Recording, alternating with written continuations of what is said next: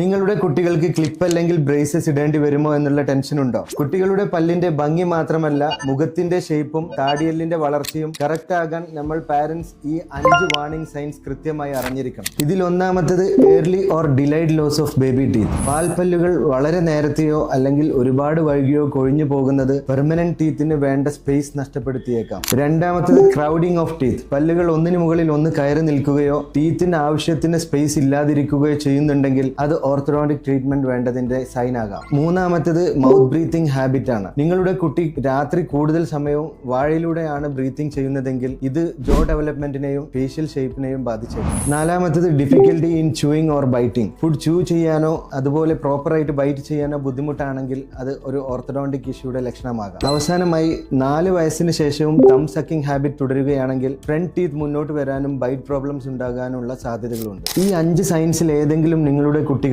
കാണുന്നുണ്ടെങ്കിൽ early intervention വളരെ important ആണ്. അതുപോലെ പ്രോബ്ലംസ് കോംപ്ലിക്കേറ്റഡ് ആകുന്നതിന് മുമ്പ് തന്നെ ഇത് കറക്റ്റ് ചെയ്യാൻ 7 മുതൽ 9 വയസ്സിനുള്ളിൽ കുട്ടികൾക്ക് ഒരു ഓർത്തോഡോണ്ടിക് കൺസൾട്ടേഷൻ എടുക്കുന്നത് ഏറ്റവും നല്ലതാണ്.